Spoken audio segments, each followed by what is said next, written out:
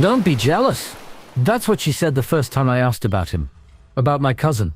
I remember it so clearly, the way she laughed while saying it, like my question was some harmless joke. You two grew up together. He's family. You can't seriously be jealous. She leaned across the table, touched my hand, and smiled like she had nothing to hide. And I wanted to believe her. Of course I did. Who wants to imagine their wife crossing a line with their own blood? It felt insane even thinking it. So I told myself to let it go, that I was overreacting, overthinking. But doubt has a way of living rent-free in your mind. Once planted, it doesn't leave, and it doesn't help when little things start piling up. The long hugs at family gatherings, the private jokes they seemed to share, ones I wasn't in on, the text notifications she'd smile at, turn her phone face down, and brush off when I asked. And always, when I brought it up, she'd laugh. Don't be jealous. It was the way she said it that got to me. Not defensive, not offended, just amused. As if jealousy was some silly costume I was trying on. For a while I convinced myself that's all it was. Just insecurity. Until the night everything changed. It was during a family barbecue at my cousin's place. The house was buzzing with chatter. Kids running around the yard, smoke rising from the grill. She disappeared inside for a while. Said she was helping set out plates. I stayed outside with my uncle, flipping burgers, telling myself not to wonder why she hadn't come back out yet. Later, when the party wound down and people started leaving, I ducked inside to grab my jacket. My cousin's bedroom door was cracked open, the lights still on. I don't know what made me stop. Call it instinct, call it curiosity, call it that damn seed of doubt finally sprouting. I stepped in. The room was tidy, too tidy, considering it had just hosted half the family, and that's when I saw it.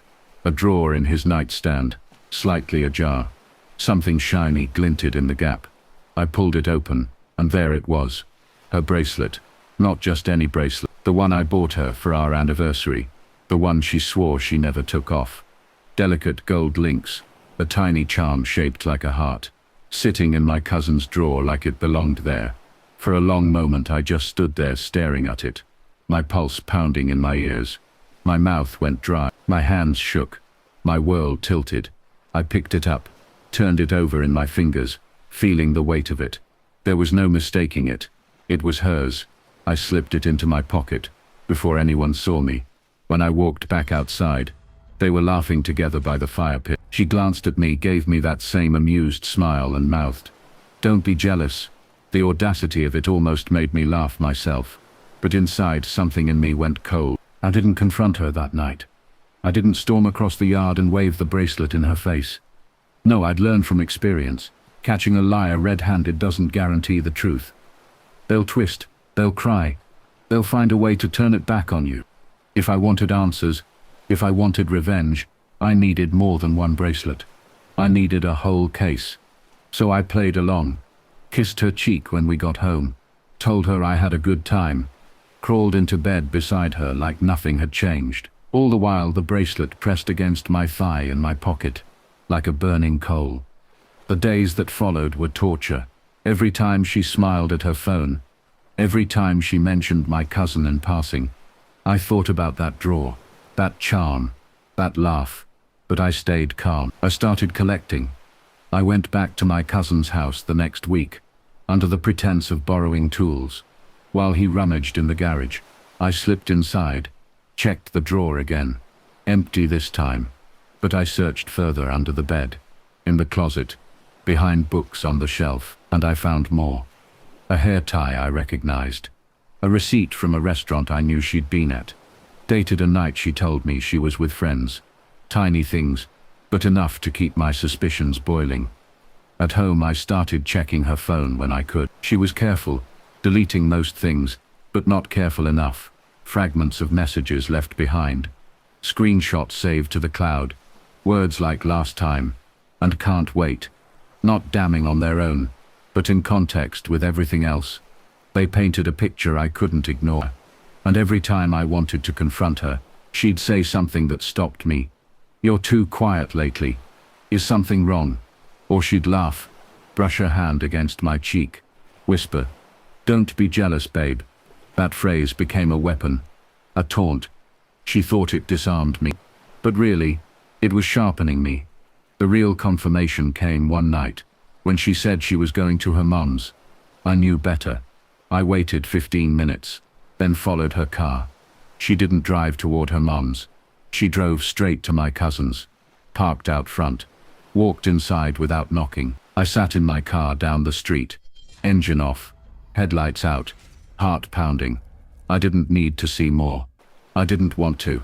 The bracelet, the receipts, the messages. This was just the final nail. When she came home hours later, she kissed me goodnight like nothing had happened. I kissed her back, smiled, and let her believe I was still in the dark. Because now, finally, I wasn't just suspicious. I was certain, and certainty is a dangerous thing.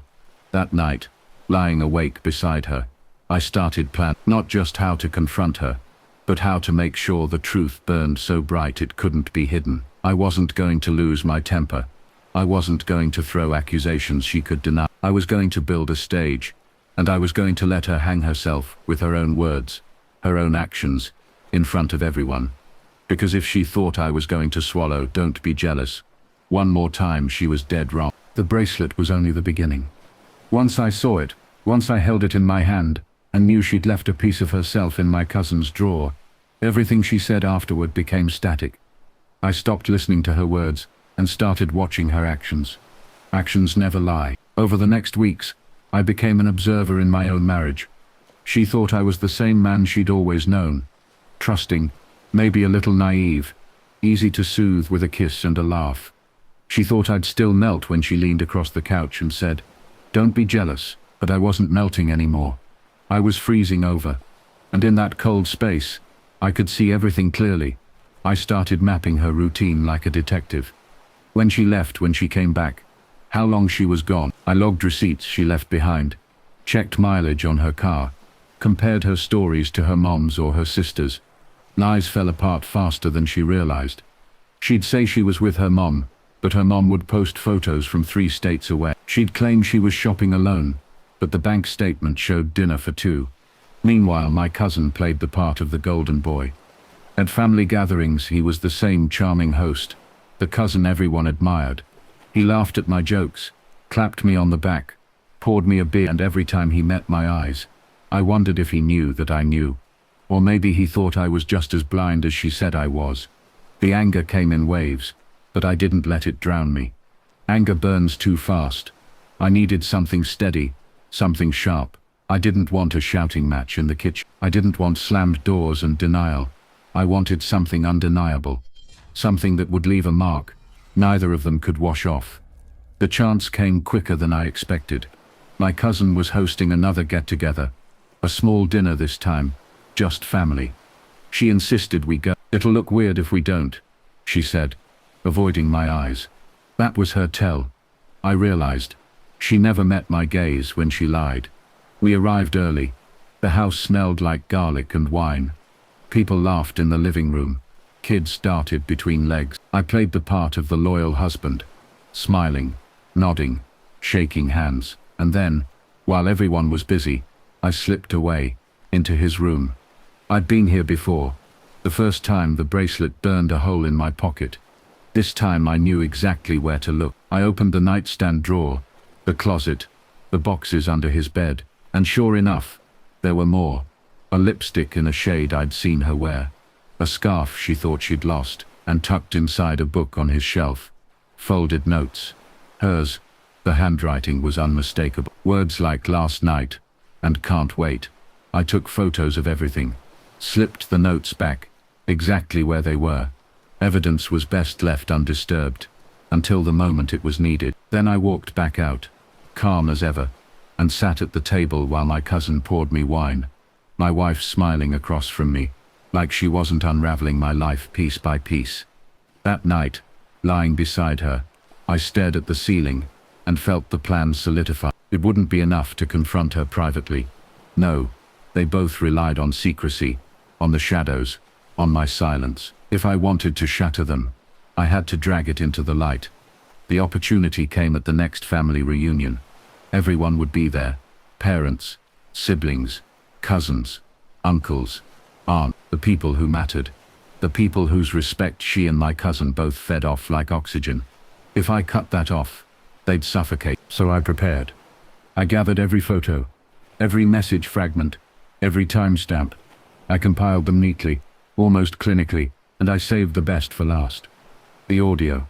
She'd left her phone on the counter one morning, recording a memo she thought she'd deleted. In it, she laughed, whispering about how he almost saw us.